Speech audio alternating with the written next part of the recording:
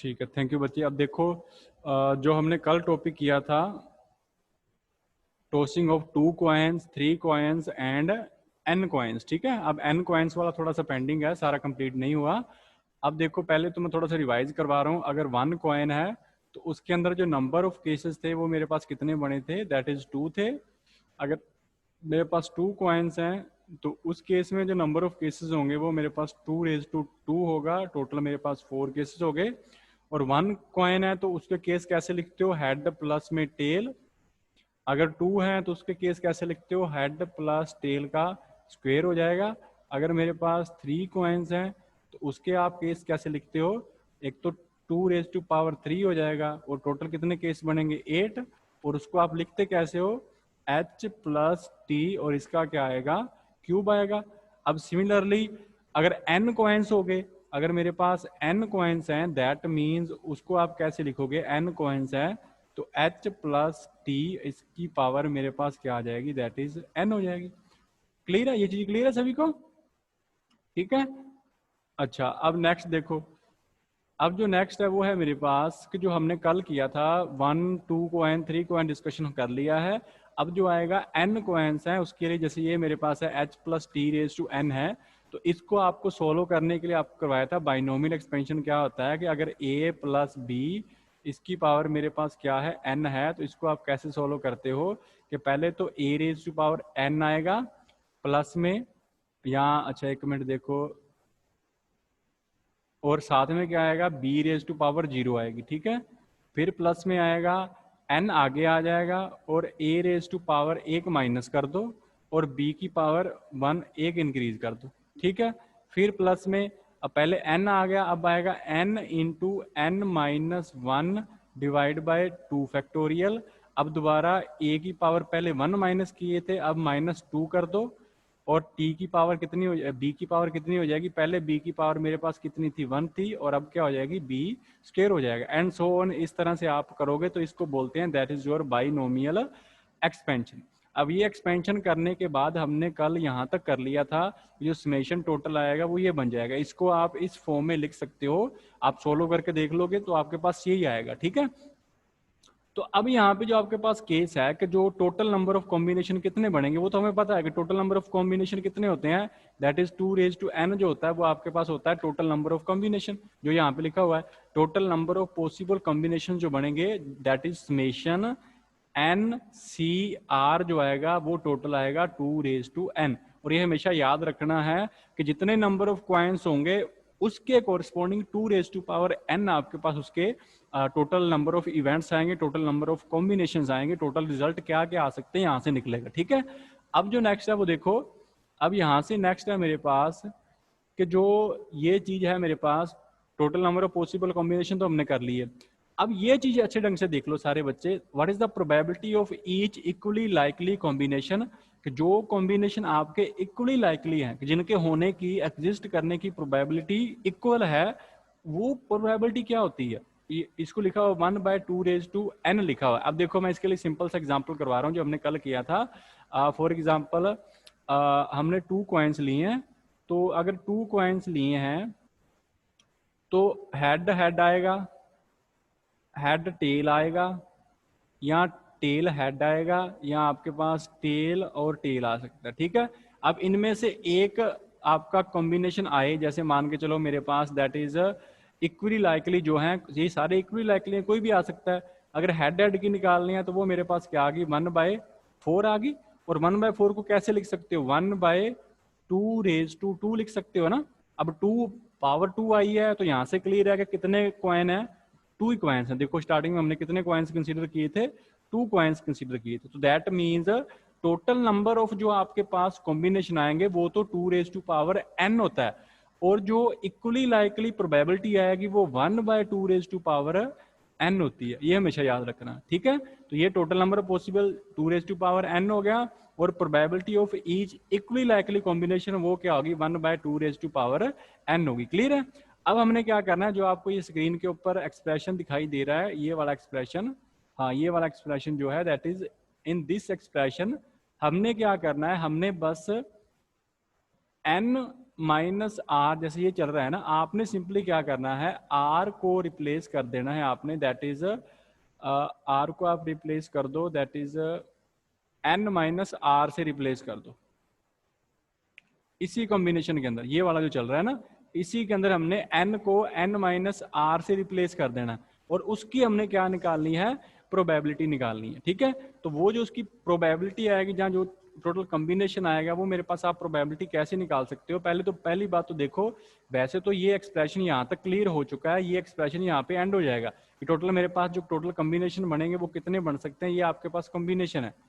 अब वो total combination कितने बनेंगे, ये समेशन एन सी आर है, वो आपके पास कितना आएगा, 2 n आएगा। इसको छोड़ दो, वो हमें वैसे पता है कि 2 n होता है, और इसको सोल्व करना थोड़ा सा कॉम्प्लिकेटेड चीज करने वाली बात है, तो हमें करने की जरूरत नहीं है। हमें पता टोटल कितने आ रहे हैं, 2 n हो गए, और probability of each equally likely combination वो क्या आएगी, 1/2 n। अगर कोई आपसे ये बोले कि आपको प्रोबेबिलिटी फाइंड करनी है, किसकी प्रोबेबिलिटी फाइंड करनी है, आर और n माइनस आर। अब ना आर का मतलब है कि ये हेड आ रहा है और ये आपके पास टेल आ रहा है। ठीक है ना, कि हेड जो है वो आपके पास कितने टाइम्स आ रहा है और टेल जो है वो आपके पास कितने टाइम आ रहा है, ये उसका है। अब दोबारा देख लो, यहाँ पे एन और आर दो चीजें यूज हुई हैं। एन का मतलब क्या है, एन का मतलब है नंबर ऑफ कॉइन्स, ये तो अभी तक क्लियर हो ही गया होगा, एन का मतलब नंबर ऑफ कॉइन्स है। आर जो है ना, वो है आपका नंबर ऑफ टाइम्स हेड आया है, number of times head appeared. ठीक है ना, कितने टाइम आपके पास हेड आया है, ये उसकी प्रोबेबिलिटी है। ठीक है, तो ये मेरे पास है, दैट इज इतना क्लियर हो गया, एन क्या है और आर क्या है। और अगर आपको कोई ये बोले कि आपको प्रोबेबिलिटी किसकी फाइंड करनी है, आपको प्रोबेबिलिटी फाइंड करनी है आर एन माइनस आर की, तो इसका मतलब क्या है, बस आप एक चीज देख लो, ये फर्स्ट लिखा हुआ है, इसका मतलब ये हेड लिखे हुए हैं। आपको कितने हेड की प्रोबेबिलिटी निकालनी है, आर की। एन माइनस आर इसको छोड़ दो, बस आपका आंसर एक से ही निकल जाएगा। अब वो देखो, अब ये कैसे निकालोगे, इसका मीनिंग क्या है। अगर मैं दोबारा लिख रहा हूं, पी प्रोबेबिलिटी निकालनी है r n minus r, it means r क्या है, आर आपके पास है हेड। तो टोटल कॉम्बिनेशन, अब प्रोबेबिलिटी निकालने का फॉर्मूला क्या होता है, number of favourable cases, number of favourable cases, और डिवाइड बाय क्या होता है आपके पास, दैट इज टोटल केसेस। यही होता है ना फॉर्मूला। अब ये फॉर्मूला मैं दोबारा अप्लाई कर रहा हूं, तो प्रोबेबिलिटी मेरे पास क्या आएगी, पहले तो देखो नंबर ऑफ फेवरेबल केसेस। अब टोटल कॉइन कितने थे, टोटल कॉइन थे n। अब उसमें से मुझे कितने निकालने हैं, कितने कॉइन्स है उनके ऊपर हेड आया है, that is your n c r हो गया ना। एन कॉइन्स में से मुझे आर चाहिए कि आर कितनी बार आ रहा है, या नंबर ऑफ हेड कितनी बार आया है, तो ये तो आ गया नंबर ऑफ फेवरेबल केसेस।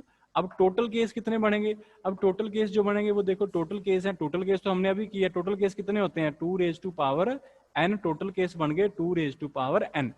अब ये अगर किसी बच्चे को ये कंफ्यूजन है कि NCR क्यों लिखा है यहाँ पे, तो सपोज करो मेरे पास नंबर ऑफ कॉइन्स हैं 4।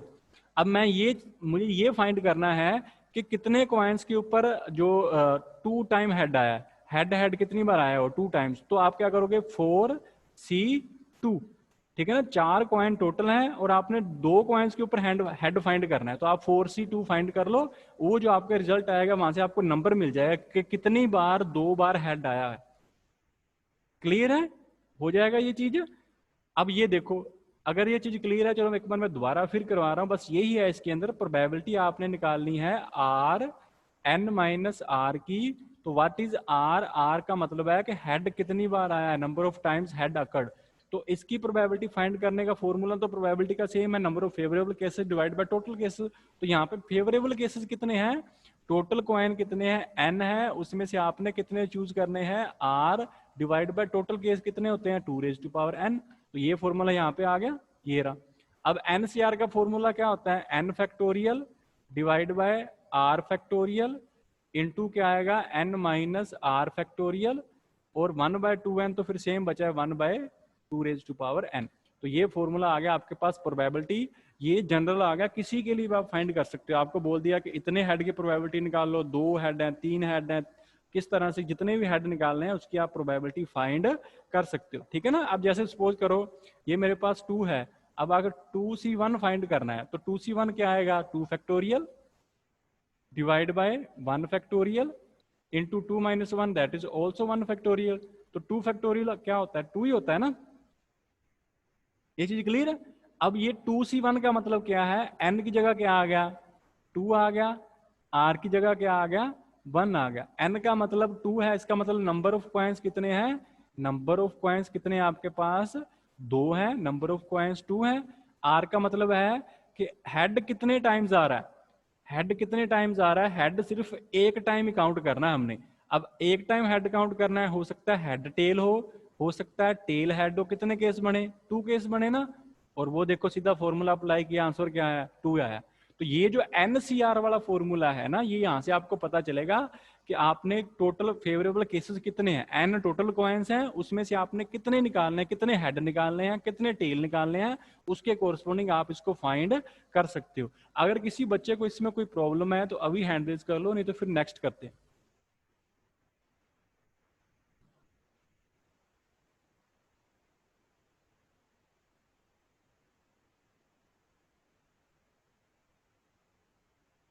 आई थिंक क्लियर होगा, ठीक है। अब देखो नेक्स्ट क्या है। अब ना ये 8 मार्क्स के अंदर, मैंने कल भी बोला था n कॉइन्स वाला जो है वो आपका 8 मार्क्स के अंदर आता है, n कॉइन्स जो है। अब जो यहाँ पे आपके पास जो n कॉइन्स है उसके अंदर देखो दैट इज, अगर n कॉइन्स वाला आपने देखना है कि जो टोटल एक्सप्रेशन है वो क्या है, यहाँ तक वैसे तो यहाँ पर एंडिंग है कि टोटल आपके पास कॉम्बिनेशन कितने बनेंगे, उसके बाद में ये भी सॉल्व करना है। बट इसके आफ्टर दैट वो एग्जाम में पर्टिकुलर पूछता है कि मैक्सिमम प्रोबेबिलिटी क्या होगी और मिनिमम प्रोबेबिलिटी क्या होगी। वो डेफिनेटली आएगा, यहाँ तो 4 मार्क्स में भी आ सकता है, 2 में भी, 6 में भी, 8 में भी। मैक्सिमम प्रोबेबिलिटी और मिनिमम प्रोबेबिलिटी आप कैसे फाइंड करते हो। अब वो देखो मैक्सिमम और मिनिमम आप किस टाइप से फाइंड करोगे। ये आ गया कॉम्बिनेशन, और इसी को ऐसे लिखा हुआ एग्जाम के अंदर, कॉम्बिनेशन पोजेसिंग मैक्सिमम प्रोबेबिलिटी। अब आपने क्या करना है, आपने मैक्सिमम प्रोबेबिलिटी निकालनी है, ठीक है। अब जो भी ये इंग्लिश में वर्डिंग्स लिखी हुई हैं दैट सिर्फ इसका मतलब ये है, जो मैंने फर्स्ट डे भी करवाया था, कि अगर आपने मैक्सिमम प्रोबेबिलिटी निकालनी हो ना, तो उसका मतलब होता है कि आपने इक्विलिब्रियम चीज निकालनी है। इक्विलिब्रियम का मतलब है कि इस साइड भी 2 आए और इस साइड भी 2 आए, इसका मतलब है ये आपकी मैक्सिमम प्रोबेबिलिटी वाली स्टेट है। अगर मैं दोनों साइड 3 3 लिख रहा हूं that is also state of maximum probability. तो अगर आपने मैक्सिमम प्रोबेबिलिटी निकालनी है तो आपने जो अभी प्रोबेबिलिटी का एक्सप्रेशन निकाला है उसके अंदर क्या चेंज करोगे कि वो आपके पास इक्विलिब्रियम की स्टेट बन जाए। ये देखो एक्सप्रेशन, अब ये क्या लिखा हुआ है, P r n minus r, पर ये एक मैक्सिमम प्रोबेबिलिटी की स्टेट नहीं है। हमें क्या करना है, दोनों साइड जहां तो आर आ जाए, या दोनों साइड एन आ जाए, या दोनों साइड एन माइनस आर आ जाए, ऐसा कुछ चेंज करना है कि दोनों साइड जो मेरे पास वैल्यू है वो आपके पास जो वैल्यू है वो मेरे पास क्या आए, सेम आए। तो यहाँ पे देखो आप क्या कर सकते हो कि दोनों जो मेरे पास वैल्यूज हैं वो सेम आए। अब यहाँ पे कोई ऐसा कर सकते हो, अगर मैं आर की वैल्यू n/2 कंसीडर कर लूं, अगर आर की वैल्यू n/2 कंसीडर करूंगा तो प्रोबेबिलिटी देखो आर की जगह आ गया n/2, चलो ठीक है। अब n माइनस n/2 क्या होता है, दैट इज ऑल्सो n/2। अब आ गया ना। अभी मैंने बोला है कि इस टाइप की अगर प्रोबेबिलिटी लिखी है, 2 2 लिखा हुआ है, यहाँ प्रोबेबिलिटी 3 3 लिखा हुआ है, तो दैट मीन्स वो इक्विलिब्रियम स्टेट है, तो उसकी प्रोबेबिलिटी क्या होगी, मैक्सिमम होगी। तो ये आ गया पी n/2 n/2। अब बस ये फॉर्मूला आगे रखा हुआ है। अब ये NCR है, n की जगह क्या आ गया, n/2, सी आर की जगह भी क्या आ गया, n/2।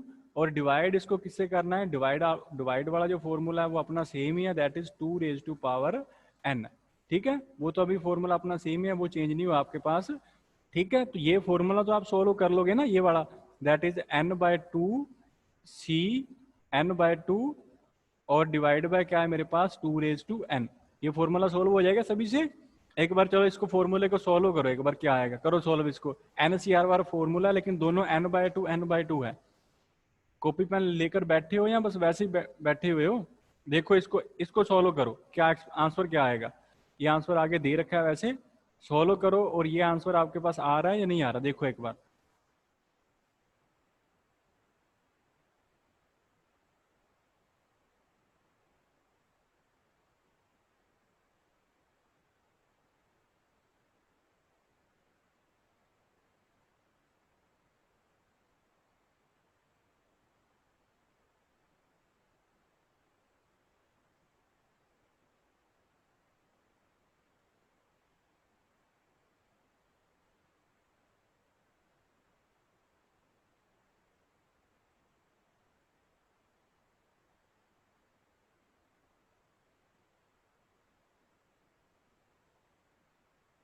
देखो इसके अंदर क्या है, हमारे पास क्या सोल्व करना है, हमने निकालनी है probability of n/2 and n/2, इसकी प्रोबेबिलिटी हमने फाइंड करनी है। क्लियर है? तो ये कैसे आएगी? टोटल तो क्या है आपके पास n है, आई थिंक मैंने पहले n/2 ऊपर लिख दिया था, वो थोड़ा सा गलत है, सारा ही गलत है, थोड़ा तो क्या NCR जो है मेरे पास, उसको आप किस तरह से लिखोगे, NCR की जगह बस आपने n/2 किया है ना, बाकी तो एक्सप्रेशन सेम ही है, डिवाइड बाय क्या है 2⁻n है।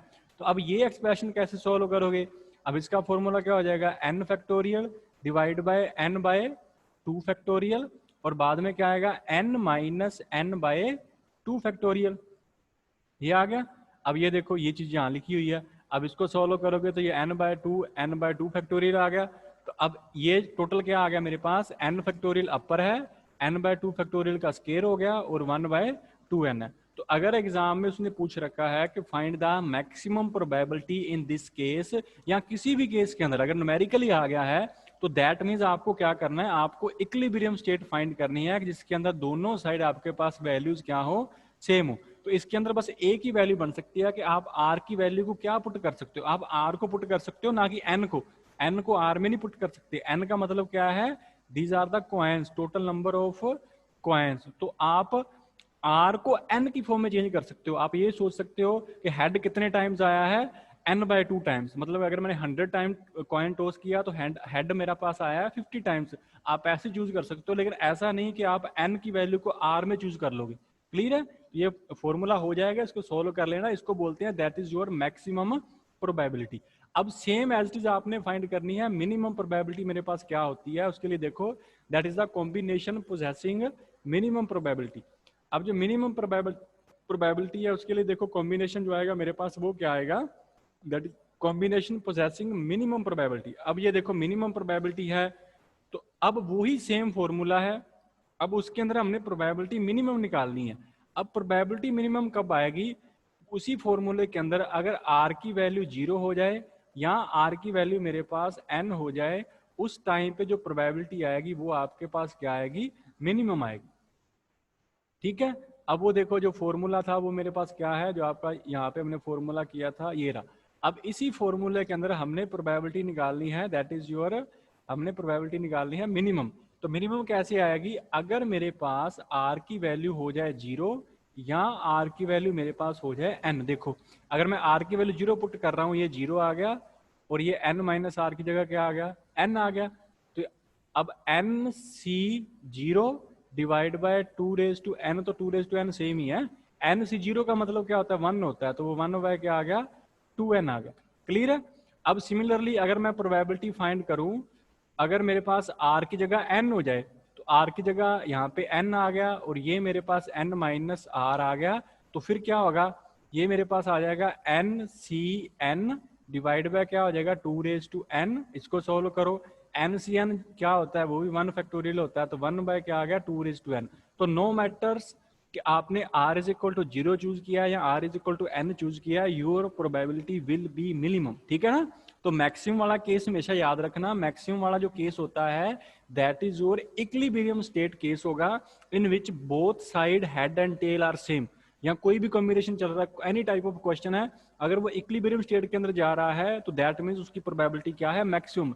जितना ज्यादा इक्विलिब्रियम होगा उतनी ही उसकी प्रोबेबिलिटी क्या होगी, ज्यादा होगी। जितना ज्यादा इक्विलिब्रियम नहीं है उतनी उसकी प्रोबेबिलिटी क्या हो जाएगी, कम हो जाएगी। जैसे ये देखो एक साइड तो 0 आ रहे हैं, दूसरी साइड आपके टेल आ गया, तो सारे टेल ही आ गए, हेड कोई आया ही नहीं है, तो उसकी प्रोबेबिलिटी फिर मिनिमम होगी ना, तो ये आ गया 1/2n। ठीक है? हो जाएगा ये। अगर किसी बच्चे को कोई प्रॉब्लम है यहाँ तक तो हैंड रेज कर।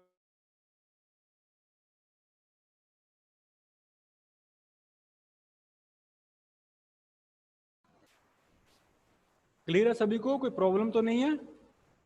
अगर क्लियर है तो हैंड रेज करो, फिर नेक्स्ट करें।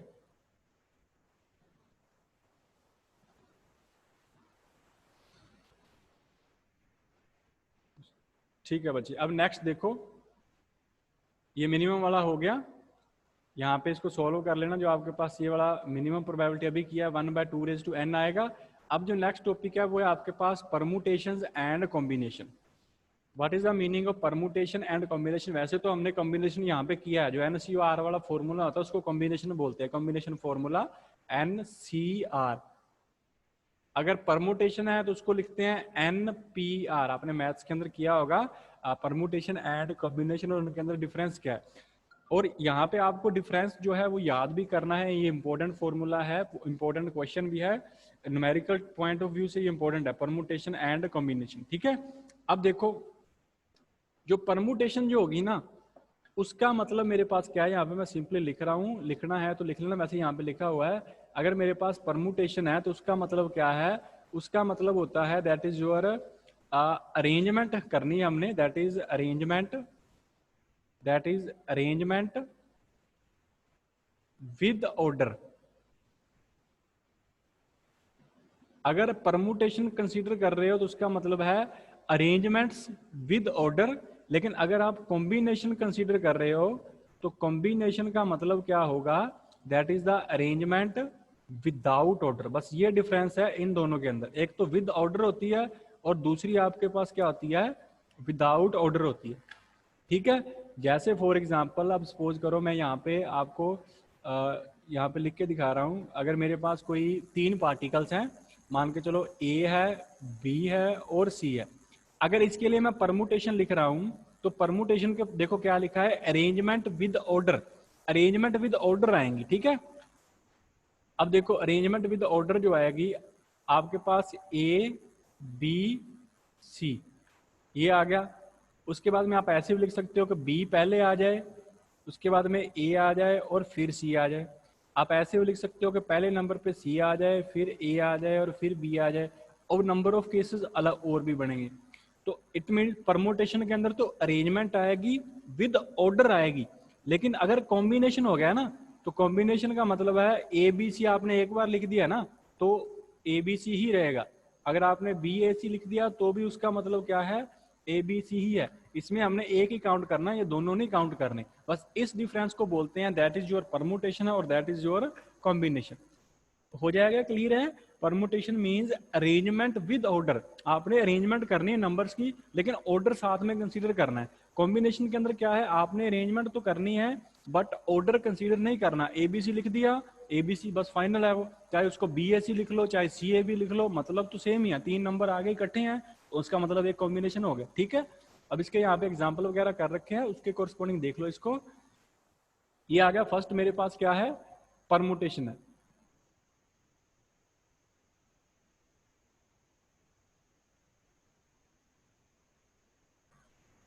अब देखो जो मेरे पास परमुटेशन है इसके अंदर आप कैसे करोगे। अब यहाँ पे जो हमने एग्जांपल ले रखा है वो आपका एग्जांपल है, 4 पार्टिकल्स ले लिए हमने, 4 ऑब्जेक्ट्स हैं A B C and D, और हमने क्या करना है, एक टाइम पे 2 ही चूज करने हैं। अब एक टाइम पे 2 ही चूज कर रहे हो तो पहले आ गया AB, अब AB आया है तो AB का उल्टा BAB लिख सकते हो, है ना पॉसिबल। टोटल कितने हैं, A B C और D, टोटल हमारे पास 4 हैं। अब 4 में से 2 एट ए टाइम कंसीडर करने हैं, AB कंसीडर कर लिया, चलो ठीक है। फिर मैंने AC कंसीडर कर लिया, एक आ गया केस, और CA दूसरा केस बन सकता है यहाँ पे। फिर नेक्स्ट आ गया, अब AC AB लिया, AD कंसीडर कर लो, AD लिया है तो DAB आ सकता है, चलो ये भी हो गया। उसके बाद में आप B और C दोनों चूज कर सकते हो, BC लिया है तो CB भी ले सकते हो, क्योंकि आपने परमुटेशन कंसीडर किया है। परमुटेशन के अंदर ऑर्डर मैटर करेगा, AB और BA दोनों अलग अलग होंगे। उसके बाद में BC ले लिया, BD भी आप कंसीडर कर सकते हो, BD आ गया तो DB भी आ सकता है। उसके बाद में आप CD कंसीडर कर सकते हो, CD आ गया तो इट मीन्स DC भी आ सकता है। और कोई केस बनेगा, टोटल कितने आ गए, 2 4 6 8 10 एंड 12, टोटल केसेस आ गए मेरे पास 12। अब ये इतना लिखने की बजाय हम वैसे सोल्व कर सकते हैं। अगर आपको ये पता है कि आपने इस क्वेश्चन के अंदर ऑर्डर मैटर कर रहा है, आपने जो नंबर चूज करने हैं विद रिस्पेक्ट टू ऑर्डर करने हैं, तो इट मींस वो कौन सा केस हो गया, वो परमुटेशन है। तो परमुटेशन का फॉर्मूला अप्लाई कर लो, टोटल 4 है, 4 में से आपने परमुटेशन अप्लाई करनी है, चूज कितने करने हैं, 2 चूज करने हैं। तो 4 फैक्टोरियल डिवाइड बाय, और ध्यान रखो जब आप NPR कंसीडर करते हो ना, एक फॉर्मूला ये लिख लेना फॉर्मूला, NPR का फॉर्मूला क्या होता है, वो आपका होता है N factorial divide by N minus R factorial. ये फॉर्मूला होता है NPR का।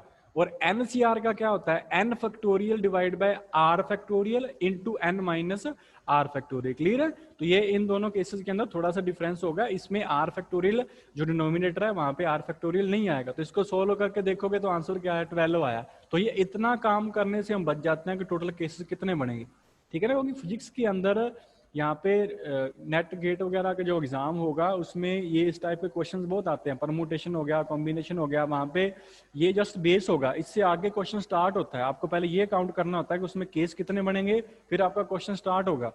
तो यहाँ पे केसेस कैसे फाइंड करने हैं वो तभी फाइंड कर पाओगे इफ यू नो कि वो परमुटेशन के अंडर आ रहा है या वो आपके पास कॉम्बिनेशन के अंदर आ रहा है। क्लियर है ये चीज? मे बी वो परमुटेशन है या कॉम्बिनेशन है। तो परमुटेशन का मतलब है, अब परमुटेशन मीन्स कि जब आप अरेंजमेंट कर रहे हो विद रिस्पेक्ट टू ऑर्डर, जब आप ऑर्डर कंसीडर कर रहे हो तो वो आपके पास परमुटेशंस हैं, और जब आप ऑर्डर कंसीडर नहीं कर रहे उसको बोलते हैं कॉम्बिनेशन। और ये NPR का फॉर्मूला भी याद कर लेना, हो जाएगा।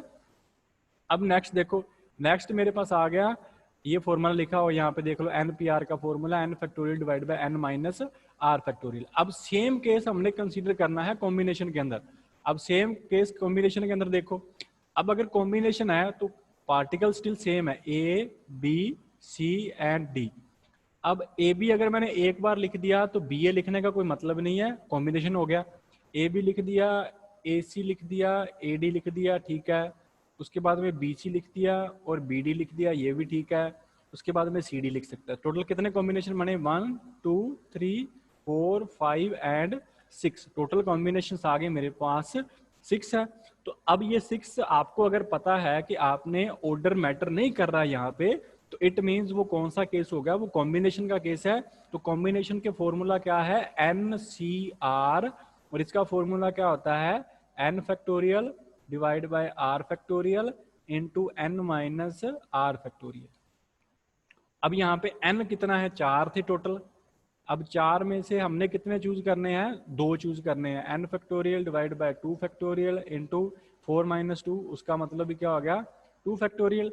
इसको अगर सोल्व करोगे तो यहाँ से आपके पास जो आंसर आएगा वो आपका आंसर आएगा 6 आंसर आएगा, हो जाएगा। इसमें किसी बच्चे को कोई डाउट है, what is the meaning of permutation and what is the meaning of combination, तो अभी हैंड रेज कर लो, अदरवाइज फिर नेक्स्ट करते हैं।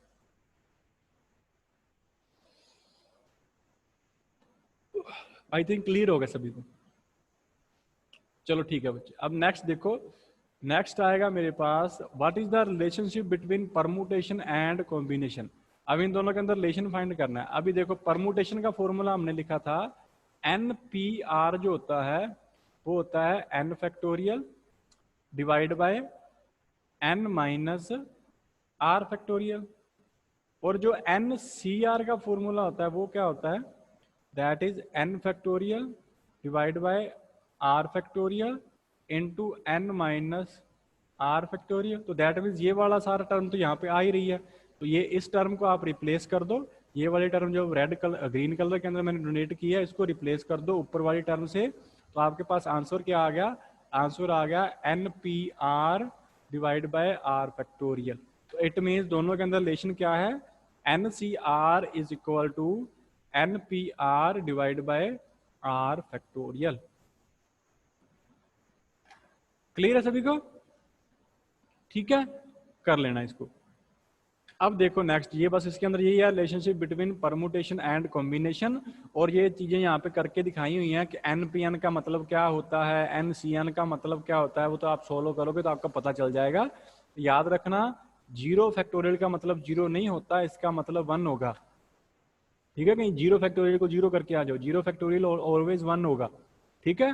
बाकी चीजें तो चलो आप कर ही लोगे, तो इसको कर लेना अच्छे ढंग से। ये आपका टॉपिक कंप्लीटेड है n कॉइन्स वाला। और सेकंड वन जो आपका परमुटेशन एंड कॉम्बिनेशन है उनका बेसिक है क्या, what do you mean by permutation and combination, हो जाएगा। अब जो आपका नेक्स्ट लेक्चर है, जो नेक्स्ट आपकी PDF है, अब उसके अंदर देखो नेक्स्ट टॉपिक है आपका, that is distribution of particles in 2 equal size compartment, और ये 8 मार्क्स में आता है। बिल्कुल इजी है और 8 मार्क्स में आएगा। इससे इजी इस यूनिट के अंदर कोई क्वेश्चन नहीं है। अब देख लो, आपको जस्ट कंपार्टमेंट दिए हैं, उनके अंदर आपने डिस्ट्रीब्यूशन करना है। अब डिस्ट्रीब्यूशन आपने फिर कल वाला केस ही करना है कि अगर वो डिस्टिंग्विशेबल है तो करो, अगर वो इनडिस्टिंग्विशेबल है तो करो, बस यही काम करना है यहाँ पे, ठीक है। अब देखो यहाँ पे किस तरह से आप सोल्व करोगे। अब डिस्ट्रीब्यूशन फर्स्ट ऑफ ऑल हम कर रहे हैं दो पार्टिकल, ये देख लो, that is distribution of one particle sorry in two equal size compartment. मेरे पास पार्टिकल कितने हैं, 1 है, ठीक है। यहाँ पे देखो मैं यहाँ पे ड्रॉ कर रहा हूँ, पार्टिकल मेरे पास कितने हैं, 1 है। यहाँ पे नीचे करते हैं, चलो यहाँ पे देखो, अब पार्टिकल मेरे पास कितने हैं, पार्टिकल्स जो हैं, जो पार्टिकल्स हैं वो है मेरे पास 1, और जो मेरे पास कंपार्टमेंट हैं वो मेरे पास कितने हैं, 2, मतलब 2 आपके पास रूम है और पार्टिकल आपके पास सिंगल है। चलो ठीक है, तो ये आपने 2 रूम ड्रॉ कर लिए, ठीक है। ये आपका फर्स्ट रूम आ गया और ये आपके पास सेकंड रूम आ गया, ठीक है। अब यहाँ पे ना एक होती है माइक्रो स्टेट और एक होती है मैक्रो स्टेट। अब मुझे याद नहीं है कि आपको करवाई है या नहीं करवाई, सिस्टम तो करवाया है, लेकिन माइक्रो स्टेट और मैक्रो स्टेट यहाँ पे क्या आएगी, आई थिंक वो आपको एक्सप्लेन नहीं कर रखा इस स्टैटिस्टिकल के अंदर, आई थिंक नहीं एक्सप्लेन किया। चलो एक बार इसको देखो, बाकी कल एक्सप्लेन कर लेंगे। पार्टिकल 1 एक ही पार्टिकल है और कंपार्टमेंट आपके पास 2 है, तो एक पार्टिकल है, मान के चलो वो आपके पास ए है। अब वो ए इस साइड आ गया तो यहाँ पे नहीं आएगा, अगर इस साइड आ गया तो इट मीन्स वो यहाँ पे नहीं आएगा। अब इट मीन्स टोटल केस कितने बन गए, 1 एंड 2। इसका मतलब अगर यहाँ पे आपने प्रोबेबिलिटी भी फाइंड करनी है दोनों केसेस की, तो प्रोबेबिलिटी पहले फर्स्ट केस की प्रोबेबिलिटी क्या बनेगी, टोटल तो 2 केस बने हैं, अब उसमें से एक टाइम ये हो सकता है और दूसरे की probability that is half, 2 he case है, तो दोनों में से फर्स्ट आएगा या सेकंड आएगा तो प्रोबेबिलिटी क्या होगी, हाफ हाफ होगी ना, एक ही पार्टिकल है। ये चीज क्लियर है, इसमें किसी को कंफ्यूजन तो नहीं है ना। अब यहाँ पे चलो मैं एक्सप्लेन कर ही देता हूँ, माइक्रो स्टेट और मैक्रो स्टेट का कंसेप्ट क्या है, वो वैसे आगे आएगा, चलो एक बार देख लो माइक्रो स्टेट और मैक्रो स्टेट का मतलब क्या है। अगर मैं लिख रहा हूं that is macro state, that is the macro state. अब जो मैक्रो स्टेट होती है ना वो होती है configuration, that is the configuration in which system lies, in which system lies, जिसके अंदर वो सिस्टम लाई करेगा उसको मैक्रो स्टेट बोलते हैं। अब ये जो अभी हमने 2 कंपार्टमेंट बनाए हैं, अब ये कौन सा सिस्टम है, अब इसकी कॉन्फ़िगरेशन क्या है, इसकी कॉन्फ़िगरेशन है कि यहाँ तो फर्स्ट रूम के अंदर कोई बैठा है, यहाँ आपके पास सेकंड रूम के अंदर कोई बैठा है, बस। इसकी कॉन्फ़िगरेशन क्या है, यहाँ तो 1 0 है, ये फर्स्ट वाले की कॉन्फ़िगरेशन क्या है 1 0, और सेकंड वाले की कॉन्फ़िगरेशन क्या है 0 1। इसी को क्या बोलते हैं, इन दोनों को बोला जाता है that is your macro state. The configuration in which system lies उसको बोलते हैं मैक्रो स्टेट। ये चीज क्लियर है। अब देखो माइक्रो स्टेट का मतलब क्या होता है, जो मेरे पास माइक्रो स्टेट होती है, जो आपकी माइक्रो स्टेट है उसका मतलब होता है number of arrangement, that is number of arrangement in macro state. Macro state के अंदर कितने नंबर ऑफ अरेंजमेंट हैं उसको आप क्या बोलते हो, उसको हम बोलते हैं माइक्रो स्टेट। अब इसमें कितने अरेंजमेंट आए हैं, ये आपके पास फर्स्ट अरेंजमेंट है, ये आपके पास सेकंड अरेंजमेंट है, इट मींस ये आपकी माइक्रो स्टेट है। इसके ऊपर ना आपको हेडिंग लिखी मिलेगी माइक्रो स्टेट फर्स्ट, यहाँ पे लिखा आएगा माइक्रो स्टेट सेकंड। तो क्लियर है, मैक्रो स्टेट का मतलब होता है कॉन्फ़िगरेशन इन विच सिस्टम लाई, कि जो आपका सिस्टम है वो किस कॉन्फ़िगरेशन के अंदर लाई कर रहा है, और माइक्रो स्टेट जो होती है उसका मतलब होता है number of possible arrangement. Clear है, हो जाएगा ये वाला कि जो आपके पास माइक्रो स्टेट है, और माइक्रो स्टेट का मतलब क्या है, जो आपके पास मैक्रो स्टेट होती है that is the macro state, इसका मतलब क्या होता है, इसका मतलब है कॉन्फ़िगरेशन, कि जो आपका सिस्टम है वो किस कॉन्फ़िगरेशन के अंदर लाई कर रहा है। जैसे मान के चलो ये मेरे पास 2 रूम है, अब फर्स्ट रूम के अंदर 5 बच्चे बैठे हैं और सेकंड के अंदर 6 बैठे हैं, तो इसकी कॉन्फ़िगरेशन क्या है 5 6, इसकी क्या हो जाएगी कॉन्फ़िगरेशन हो जाएगी, ठीक है। तो ये हो जाएगा, तो ये इतना सारे बच्चे कल कर लेना, और जो क्वाइंस वाला करवाया है वो बहुत इंपॉर्टेंट है, ठीक है। वैसे तो सारे करवाए यहाँ पे क्लास में हो ही वो रहे हैं जो आपके इंपॉर्टेंट है, एग्जाम वगैरह के अंदर आए हुए हैं। ठीक है बच्चे, तो इतना कर लेना। अगर किसी बच्चे को कोई प्रॉब्लम है हैंड रेज कर लो, बाकी क्लास एंड होने वाली, जस्ट 1 मिनट ही बचा है। क्लियर है, हो जाएगा। चलो ठीक है बच्चे।